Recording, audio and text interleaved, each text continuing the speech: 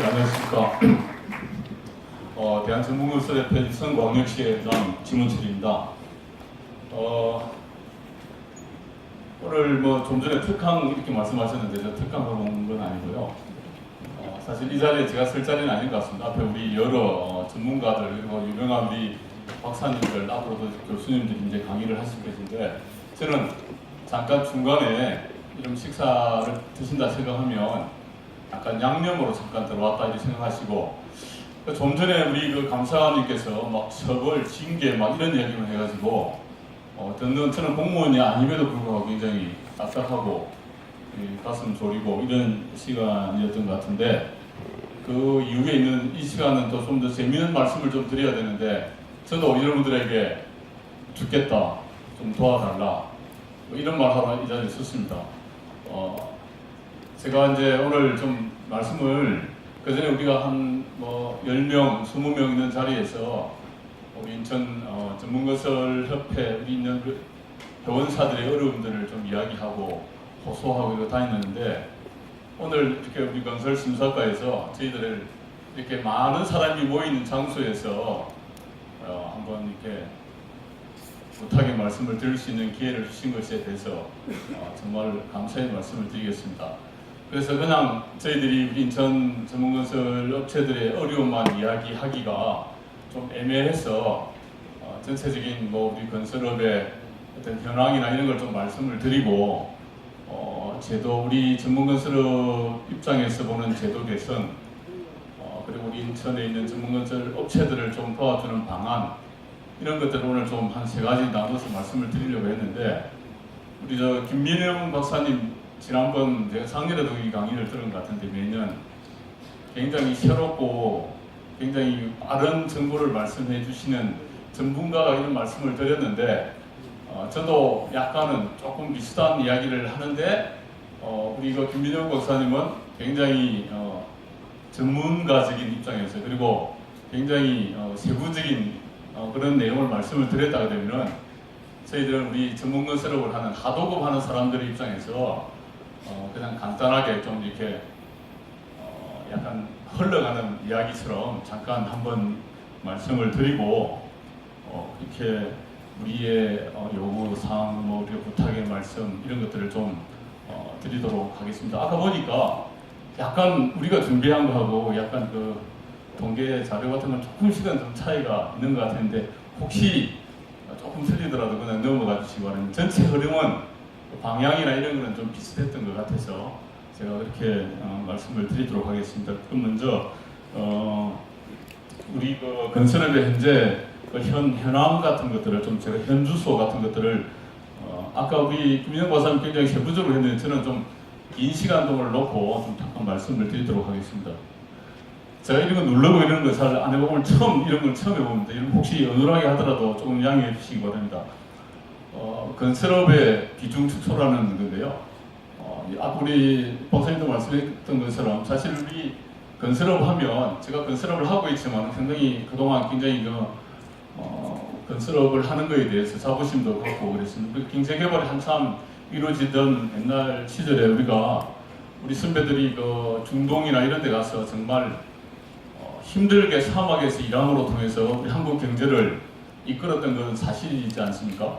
그래서 그때는 우리 한국 경제의 중심이 건설업이었던 것 같습니다. 그런데 이제 최근 뭐 IMF를 지나고 뭐 이렇게 여러 가지 힘든 일들을 겪으면서 지금도 보면 알겠지만은 경제 성장률도 점차 이렇게 줄어들고 있지만은 우리 건설 투자에 대한 청감률도 경제 성장률하고는 비교가 안 될 정도로 엄청나게 줄어들고 있다는 말씀을 이 도표에서 말씀해주고 있고 그리고 GDP 대비 우리 건설 투자의 비중도 옛날 90년대, 뭐 80년대 초에 뭐 한 22.8% 정도를 기록을 했다 그러면 최근에는 한 15% 내외를 유지하고 있다고 이렇게 한국은행 자료에 나와 있습니다.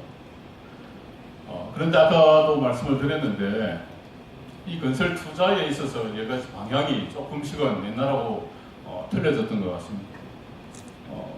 사실 우리가 2014년도까지 2014년 전 2013년도까지는 우리 건설업이 굉장히 이제 어려운 시기였던 것 같습니다. 그래서 부도나는 회사도 많고 힘든 회사들이 굉장히 많았는데 2014년을 기점으로 해서 아까 이야기한 것처럼 건설업이 조금씩은 이렇게 좋아지는 상황이었는데 그게 아까 말씀하신 것처럼 토목 쪽이나 이런 쪽이 아니고 주택, 주거용 건물을 중심으로 이게 사실 건설 투자가 좀 많이 일어났던 것 같습니다. 그래서 토목 건설 SOC 쪽이 굉장히 축소되다 보니까 토목은 아까 구체적인 그 수치가 나왔었는데 토목은 굉장히 많이 줄고 건축은 좀 이렇게 많이 늘어나는 그런 형태를 보이고 있습니다. 그렇지만 이 건축도 아까 그 분석해 주신 것 마찬가지로 올해를 기점으로 해서 내년에는 좀 이렇게 많이 줄어들지 않겠느냐. 지방을 중심으로 좀 미분양 주택들도 많이 나타날 수 있고 수요와 공급의 측면에서 수요에 비해서 지금 공급이 굉장히 많이 늘어났다. 그래서 이제 저희들 전문 건설을 하시는 우리 업체들 입장에서도 내년부터는 좀 많이 힘들겠구나. 단순히 그냥 그렇게 생각을 하고 있습니다. 그러니까 똑같은 비슷한 내용들인데요. 그래서 아까도 그 잠깐 자료에 나오는데 우리 김 박사님 말씀 안 하셨는데 굉장히 힘들었던 그리고 부도나는 회사가 많았었는데 2014년을 기점으로 좀 건설업계가 건설 실적도 좀 많이 좀 올라가고 있고 제가 어제 우리 건설 관련 신문을 보니까 아까 말씀했던 거하고 조금 틀린 내용이었는데 작년 대비 건설 수주가 굉장히 많이 늘었다는 자료가 나와가지고 제가 이게 기뻐해야 되나 어떻게 해야 되나 좀 고민을 했었는데 약간 자료들의 조금은 차이는 있는 것 같습니다. 그런데 확실한 거는 내년쯤에는 다시 한번 어려움이 오지 않을까 그런 생각을 하고 있습니다. 이거는 이제 우리 전문 건설업체들 입장에서 이야기를 하는 부분인데요. 그러니까 노동 생산성 문제를 저희들이 이제 말씀을 좀 드리고 싶습니다. 사실 2015년하고 2008년을 대비했는데 제조업은 14.1%가 상승한 반면에 우리 건설업은 17.9%가 하락한 그런 상태입니다.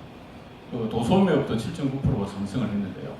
근데 이게 왜 이렇게 우리는 이렇게 많이 이렇게 노동 생산성이 떨어졌느냐 하면 사실 요즘 건설 현장에 우리 근로자들을 새롭게 유입되는 근로자가 거의 없습니다. 굉장히 많이 고령화되어 있고 그러다 보니까 숙련도 있는 우리 건설 근로자가 굉장히 줄어든 상태로 새롭게 우리 건설 현장에 유입되는 우리 근로자들도 거의 인력 시장이나 이런 데부터 들어오기 때문에 굉장히 그 기술적인 면이나 기능적인 면에서 떨어지는 것입니다. 그렇기 때문에 옛날에 비해서 이 건설 현장에 있어서 노동 생산성은 말로 할 수 없을 정도로 굉장히 저하되어 있는 상태이고 그럼에도 또 불구하고 이 노동 생산성뿐만 아니라 같이 연계되는 게 뭐냐 이 자료에는 없는데 사실 장비 건설 장비에 관한 생산성도 굉장히 떨어지고 있습니다. 여러분 알다시피 건설 기계 노조라든지 이런 데를 통해서 옛날에 비해서 우리 장비 업체들이 일을 하는 일 시간이나 효율적인 면에서 제가 생각할 때는 70%도 안 된다고 생각합니다. 근데 사실 요즘 우리 건설 현장의 노동 인력은 건설 장비랑 같이 많이 움직이게 되는데 이 같이 묶이다 보니까 나이도 고령화돼 있고 숙련도도 떨어지고 건설 장비하고도 관련이 있고 이러다 보니까 옛날보다는 굉장히 힘든 그리고 생산성을 우리가 보여주고 있지 않나 이런 생각이 들고요. 여러분도 알다시피 건설 공사에 있어서 아까 우리 김 박사님은 이제 우리 일반 건설협회하고 관련이 있기 때문에 좀 전문 쪽으로 관련해서 말씀을 안 드렸지만은 우리는 어떤 항공사 수주에 가는 개념이 아니고 하도급의 개념이다 보니까 또 저희들끼리 굉장한 경쟁을 하게 됩니다. 뒤에도 지금 자료가 한번 나올 텐데 우리 건설 업체 수는 사실 우리 종합건설 업체 같은 경우에는 이 자료에 의하면 2014년까지 꾸준히 이렇게 좀 떨어졌습니다. 떨어졌는데 3년까지 떨어졌는데 우리 전문 뭐 설비 시설물 이쪽은 계속해서 지금 늘어나고 있는 그런 상황이다 보니까 업체가 굉장히 많아지고 있습니다. 그래서 업체가 많아졌다는 것은 경쟁이 굉장히 심해졌다는 그런 내용입니다. 그래서 우리 굉장히 일하기는 힘들고 공사 단가는 굉장히 줄어들고 있는데 노동 생산성이라든지 우리 비용은 굉장히 늘어나고 있다. 이런 말씀을 드리고 싶습니다. 두 번째로 이제 제가 말씀을 드리려고 한 내용 중에 하나인데, 그러면 이런 우리 전문 건설의 어려운 점을 좀 해소하는 방법이 뭐냐, 지금 있는 여러 가지 제도들을 좀 잘 활용해보자, 이런 내용들입니다. 이게 우리 그 건설정책연구원에서 지금 진단한 내용들인데, 이게 강공사, 간에서 발전 공사를 대상으로 한 내용들인데, 각 부분들에서 약간의 문제점들, 우리가 앞으로 제도를 개선할 필요가 있는 부분들이 뭐냐 한 게, 중앙정부 측에서 본다 그러면 1위 대가 현실화 문제, 뭐 비정형 건축물 할증 문제, 낮은 낙찰 하한율 문제, 직접 시공 응업 비율 문제, 뭐 환급자 이런 것들이 있고, 우리 지방 정부의 문제점은 실적 공사비 과다 적용 문제, VE 경제성 검토 범위 문제, 감사 시에 설계 금액 삭감 문제, 공사 금액 예산 부적정 문제, 건설공사 공기 숙박 문제, 이런 것들이 지적이 되었고요.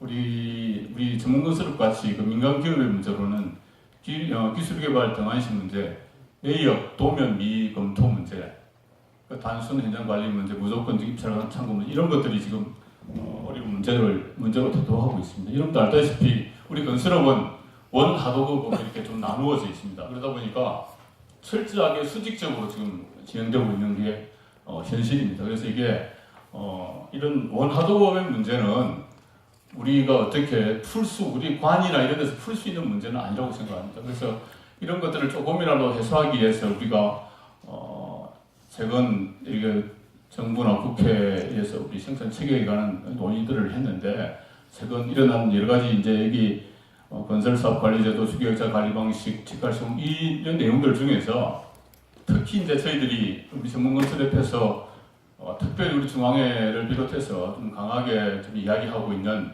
한 4가지만 잠깐 소개를 올리도록 하겠습니다. 첫 번째 그 주계약자형 그 관리 방식입니다. 이게 여러분들 아시는 분들은 아실 텐데, 이게 이제 일반 건설사하고 전문 건설업사하고 같이 그 동등한 위치에서 좀 이렇게 상생하는 차원에서 진행되는 그런 제도입니다. 그 일정을 보면 2010년 1월달에 지방계약부 회계 주계약장 공동도급 운영 요령이 제정됐고, 2010년에 이제 인천시에서 활성화 지침을 시작했고, 그리고 2012년 5월에는 또 이제